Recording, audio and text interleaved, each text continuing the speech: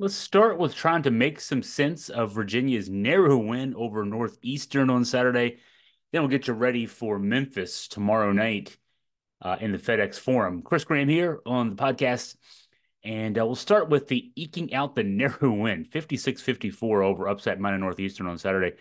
And man, if you followed me at all on my live game coverage on AFP, you know my thoughts. I thought Northeastern should have won the game. I thought they were going to win the game the way they played. Now, this was a Northeastern team that came in ranked 212 in Ken Palm, 318th best defense in the country coming in, and they held Virginia in check. The 54 part is not surprising. Virginia actually improved in the Ken Palm defensive efficiency rankings with that effort. But offensively, Virginia's struggling mightily. Game came down to, well, it was a 30-24 game at the half. Northeastern led by as many as 10, actually as many as 12 in the first half. Now that I think about it, 16-4 at one point. Amazing how that one went. Virginia came back and took a brief lead in the first half, and then Northwestern, I'm doing what Tony did in a postgame. Northeastern closed on a 12-4 run to go up 6 at half, and then made it a 19-4 run after starting the second half with a 7-0 spurt. It was 37-24 2 minutes 4 seconds into the second half, and man, that moment I thought a blowout was on. Virginia was just it seemed like I always hate to say this because some people will say it didn't look like there was any effort there, any fire there, any intensity there, but there wasn't much. Tony Bennett had intensity, but his players just seemed to be in doldrums, kind of sleepwalking through the game. The timeout that Tony called there got some things in check. Virginia actually got back into the game from there.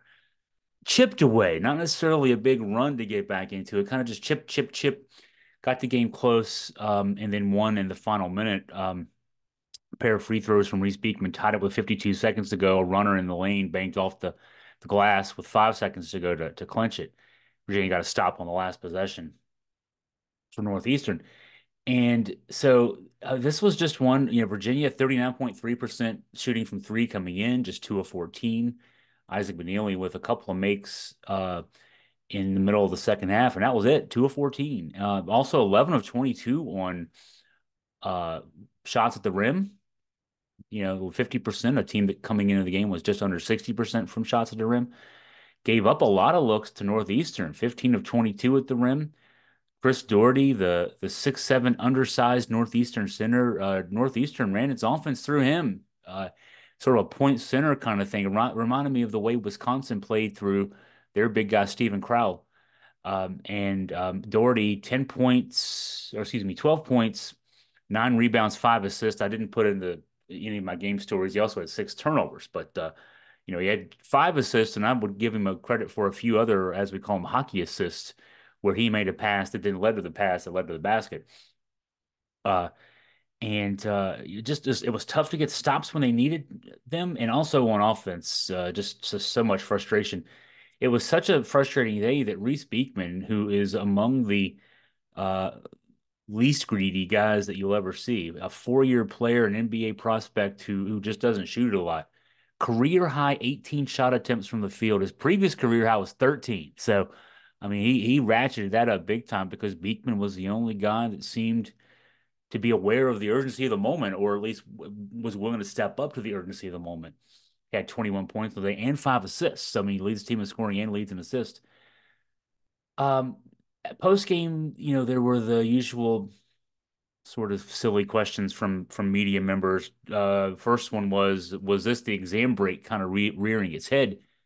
Virginia hadn't played since December 5th, but hey, Northeastern hadn't played since December 6th. They had a long break too. The exam break, not an excuse.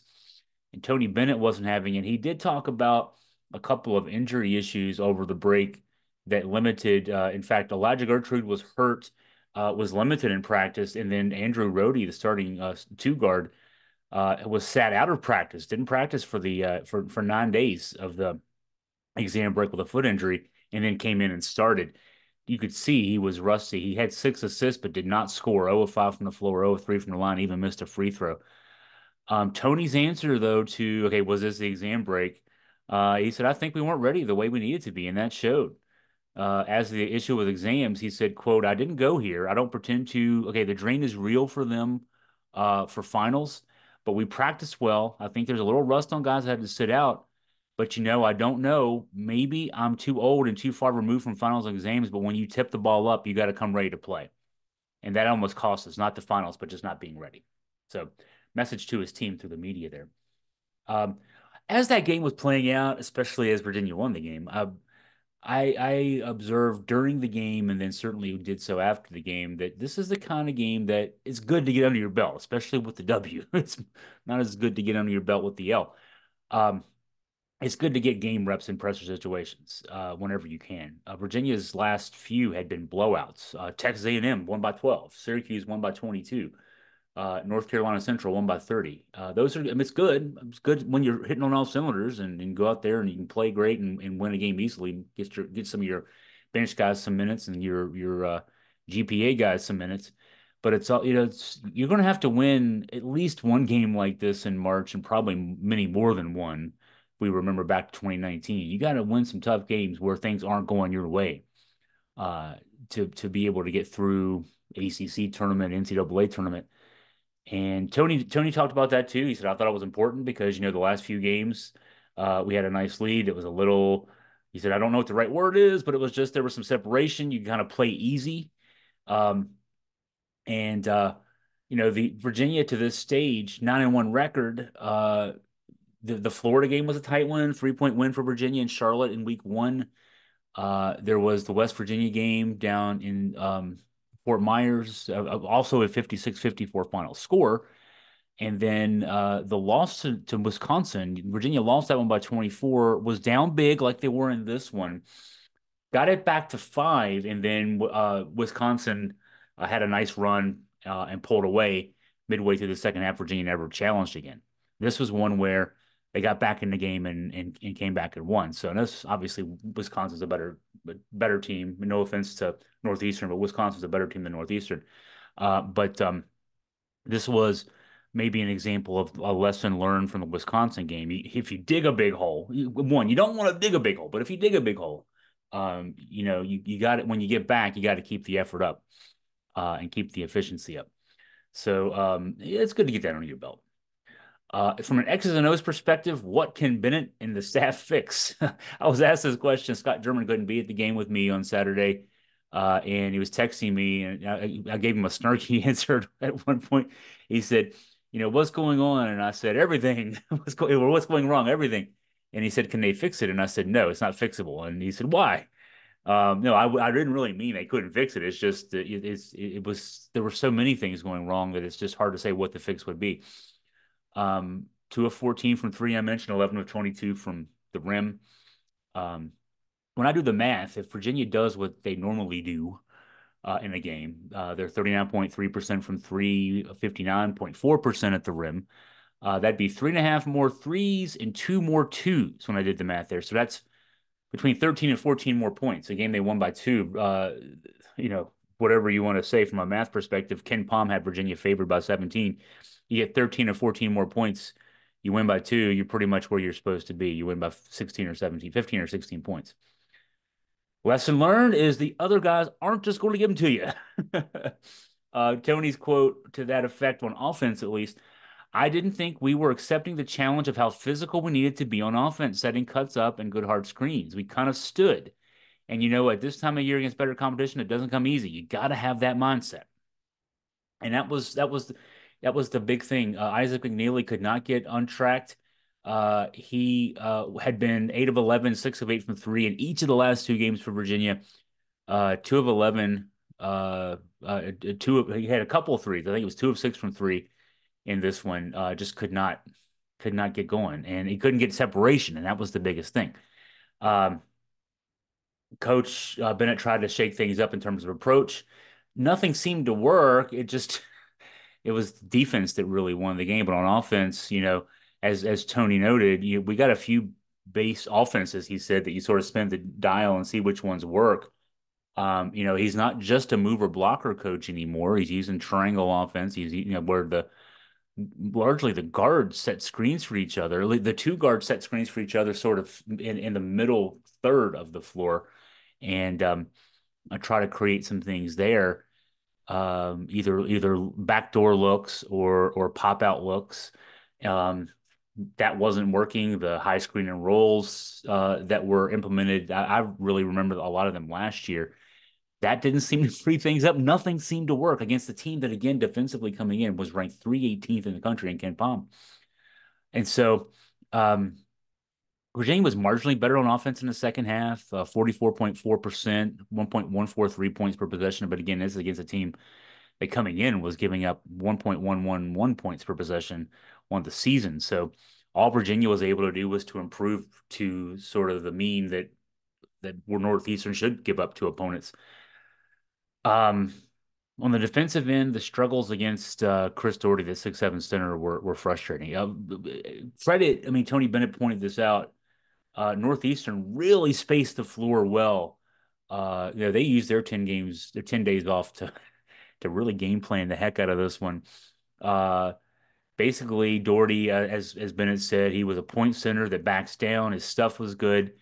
We went to trap the post early because we weren't sure if we could guard him. And when Virginia doubled the post early, in fact, it was the first three of the game.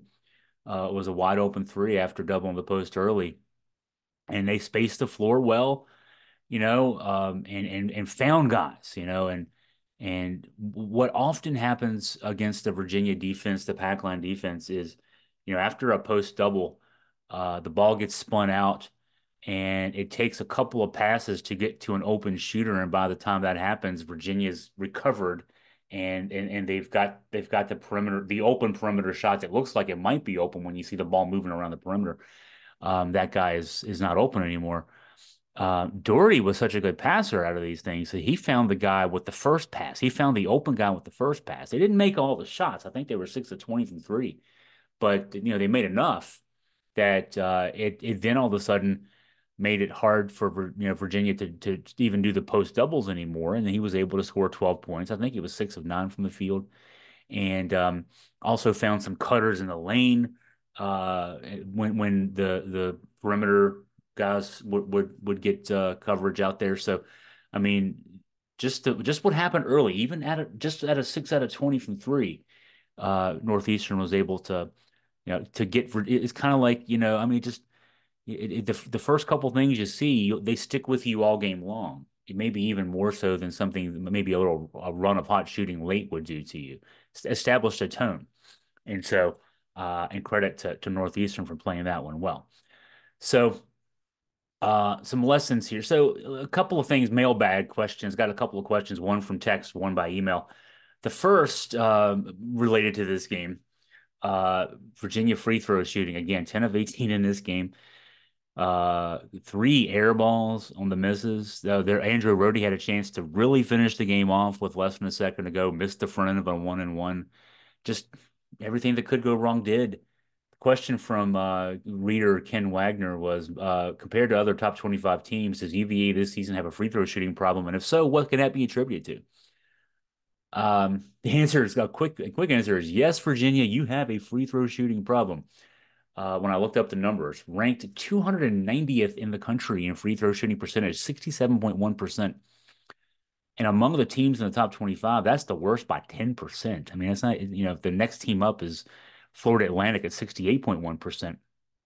And, the numbers of attempts per game have been trending up. The 2018-2019 national title team averaged 15.7 attempts per game. But the 2020-2021 team, which notably had some guys, that's the team that had Trey Murphy, pretty good NBA player, had Sam Hauser, pretty good NBA player, Jay Huff, who is going back and forth between G League and NBA. That team only averaged 11.5 free throw attempts per game. That's just astounding. Now, they shot 81.6%, but I just named some really good shooters there. So no wonder. But they only averaged 11.5 per game. This year's group is averaging 17.0. Last year, it's actually down from last year. Last year was over 18 a game, but still higher than even the national championship year. That shows that the guards are getting in the lane and setting up, either themselves getting fouled or hitting guys who are getting fouled. You don't get fouled shooting a lot of threes. Okay, 3-point shooters don't get fouled a lot. So when I try my hand at the analysis here, some of the issue is the guys who are getting to the line. freshman big Blake Buchanan, who only averages like 16 minutes a game, leads in free throw attempts per game at 3.5. He's shooting just 57.1%. He had two of the air balls on Saturday, one for four from the line and two air balls. Ryan Dunn's next up. He averages 3.3. Dunn should be getting fouled a lot. He's a 6'8". He's going to be an NBA draft lottery pick this coming year. Dribble drives. He posts up a little bit, but a lot on dribble drives. Averages 3.3 attempts a game, but he's only shooting 69.7%, and he had one of the air balls on Saturday. It's just inexplicable for him. He's such a good shooter. He should not air ball on a free throw should not be 15 feet. You got 10 seconds. You're standing there wide open. There's no reason to not hit rim at least and not make 80% of them anyway. The team's best free throw shooters are Jake Groves and Isaac McNeely. Those are two guys that they are your three-point shooters. They're your best shooters, but they don't get to the line as much. Groves just 1.3 attempts a game. McNeely 1.1. Groves shooting 84.6%. McNeely 80%. Beekman gets to the line a lot. He's averaging 2.8 attempts per game. I'd like to see that number go up. He's shooting 78.6%. You want your point guard to be at least 80. So just a little bit of work to do there to get up there. I'd like to obviously see him well over 80. So where we are now, more attempts for the team. That's good. The guys who are shooting them aren't the best shooters. Now, as for fixes, here's where I want to talk about myself, and I'm somewhat self-deprecatingly, but somewhat not. Maybe I don't know. The only thing I can do in basketball, as far as basketball goes, I was a very competitive pickup ball player at UVA. I worked my way in as much as I could with the men's and women's teams in their off seasons, the football team in the off season. Football players often thought they were just basketball players who missed their calling at UVA, at least. I'm sure that's probably the case in college athletics across the board. I can shoot the ball. Couldn't play defense. I'm 5'11-ish, 6 foot-ish. So I'm not big. I'm not fast. I can't jump high, but I can shoot the ball. I got good hand-eye coordination. I was the intramural free throw champion in spring of 1994. That's bragging about a lot right there. Intramural free throw champion. Got a T-shirt, which has long since fallen apart, unfortunately, because that was like my sports prize, that free throw championship. And my name was on the wall at Mem Gym grad semester. So this is something I know about, like from a from a hand standpoint. I'm holding my hands up here. Free throws are a function of, in my opinion, focus and fitness. Uh, Buchanan and Dunn have good shooting strokes. Buchanan can hit that 12 to 15-foot jumper off of a pick and pop. That's going to be something that's going to be a bread and butter for him as his career evolves. In addition to, as he also gets stronger and can finish at the rim better. And we can see that he's good at creating foul shot opportunities. He's just got to make more of them. So he's got a good stroke. Dunn's got a good stroke. We're not seeing it as much. I mean, I think he's 4 of 22 from three, 69.3% from the line. He's got too good of a stroke. When you see him shoot it, it's too good of a stroke to be shooting what he's shooting from both three and his mid-range jumpers and then from the line. But they got the mechanics. They just, I think the focus is a little off. So here'd be my advice. I don't get to the games as early as much as I used to. I used to get to the game sometimes 3 hours early, home games. And you get there 3 hours early, you can only eat the pregame meal for so long. And I would often, sit at my computer in the press section, and this is how boring my life must be, but this is part of the job, I think. And I would see who would be out there warming up, and getting ready and that kind of thing. And it makes me think. I read a piece in The Athletic over the weekend about Steph Curry and his pregame routine. And here's a guy who's shot the ball shot a basketball tens of millions of times in his lifetime, including thousands just up the road from where I'm sitting. I'm sitting in Waynesboro, Virginia, and his dad Dell, who played in the NBA for 15 seasons, grew up in Grottoes, which is about 10 miles north, and his grandmother lived, in that area, and Steph and Seth would often, as kids, shoot on the hoops there at their grandmother's house, when they were growing up. When Dale would come up from Charlotte to visit, Steph gets out there, and he's out there 3 hours before a game shooting hundreds of shots. I you know, I don't get the sense that we're seeing that from the guys here. And this is just part of the work ethic. As guys like Dunn and Beekman make their way to the next level, they'll learn that they've got to do that every day. Uh, you know, every day. Um, and so, I would recommend getting out there and working on shooting free throws until it's boring. You got to develop that muscle memory. Um, muscle memory will come improve shooting percentages. The other part, I say focus and fitness. Fitness isn't just physical. The fitness is a mental part. I mean, the hard part to in-game free throw shooting that shooting hundreds of free throws back to back doesn't do is you're going from running up and down the court, you're running through screens, you're blocking shots, playing defense, dunking the ball, whatever else. You go from that to all of a sudden, the game stops. You got to stand there at the line. They hand you the ball. You got 10 seconds. The whole world's looking at you, and you gotta make the shot. It's a different skill than just standing. If you're shooting 25 free throws and you miss the first couple and then you make 20 in a row, if you miss the first couple, you're 0 for 2 in a game. And so some of this is just it's the mental fitness. You've got to be able to do something different. You got to be able to go from breakneck running up and down the court pace to breathe, focus, and then let the muscle memory take over. So, maybe a consultation with a sports mental fitness expert. They call them sports psychologists, but more and more I'm getting into this sports mental fitness expert consult is feeling like that's the way to go. So that's my rant on free throw shooting. Thanks for indulging me here. The other mailbag item was from regular contributor Brian Hagan. Got to meet Brian at the game the other day for the first time. We've been emailing back and forth for years. He said from high atop his perch in section 306 on Saturday night, he noticed a few times that Tony Bennett showed some fire. And maybe that's something this team needs. And um, maybe that's going to be the kind of thing that can help give this team a little nudge. And I think I certainly saw it. He was trying to wake his team up. Um, One thing I'll say is that the players have been telling us for the last couple of years that they've been seeing more fire out of Coach Bennett in practice. The guy that we see on the floor under the big lights isn't the guy that they see. They see a guy who's got a lot to say to them, a lot of direction, and can sometimes, really raise his voice and get their attention. And that's a good thing. And now we're starting to see it more, under the bright lights.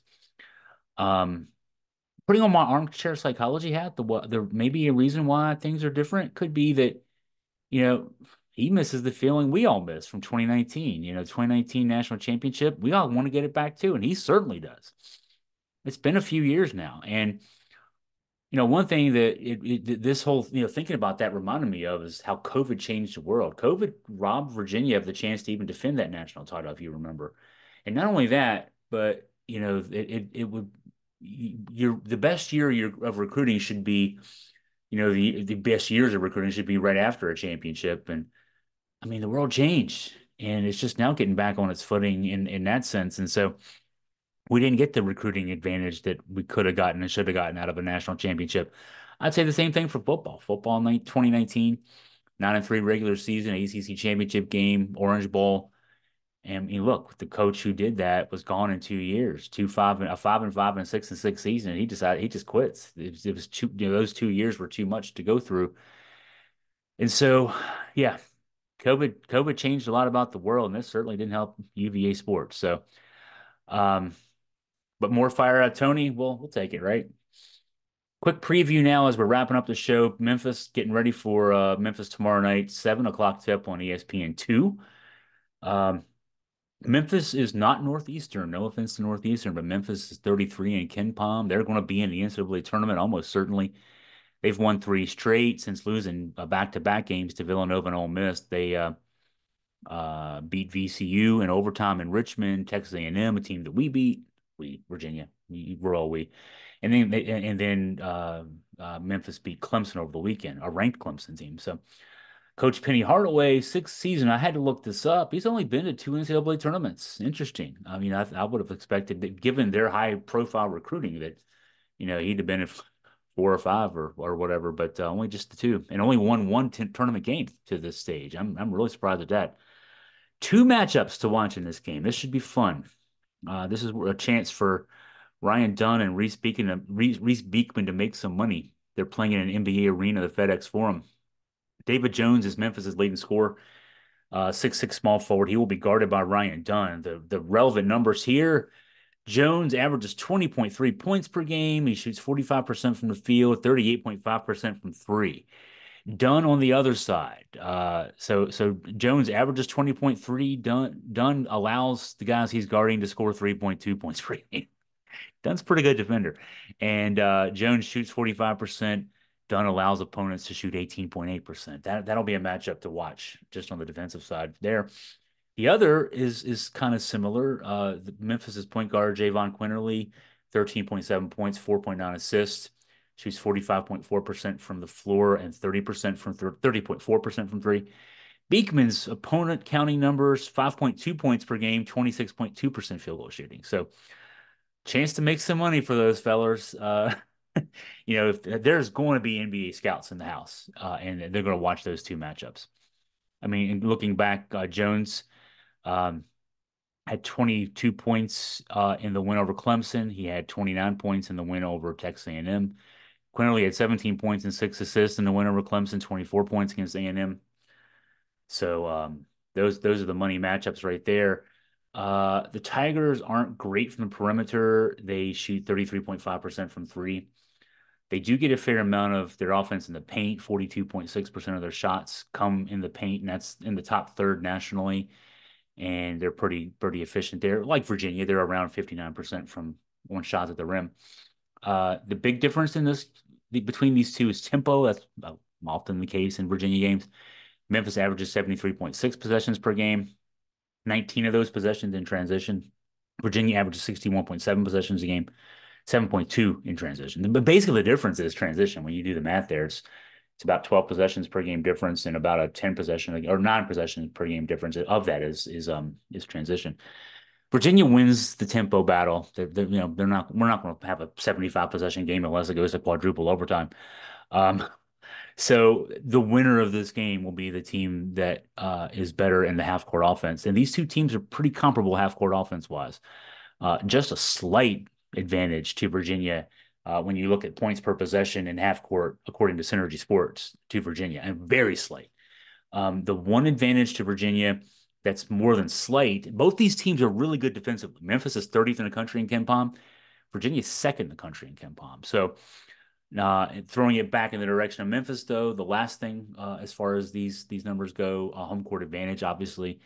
And FedEx Forum, Memphis does a good job there. They actually KenPom gives Memphis a 3.8 point advantage for home court advantage. So and I would add a smidge extra to that because this is Virginia's first true road game. And it's kind of amazing that we're right before Christmas and just getting that first true road game. So that should get you ready for Memphis. That game is tomorrow night, 7 o'clock. All this information, all these things I've talked about are also stories on the website. So if you're watching this on YouTube, watching it on Facebook, listening on the podcast, and you want to, get more details about what I've talked about, it's all right there. AFP, AugustaFreePress.com. If you have any questions for me, please feel free to drop me a line at Chris at AugustaFreePress.com.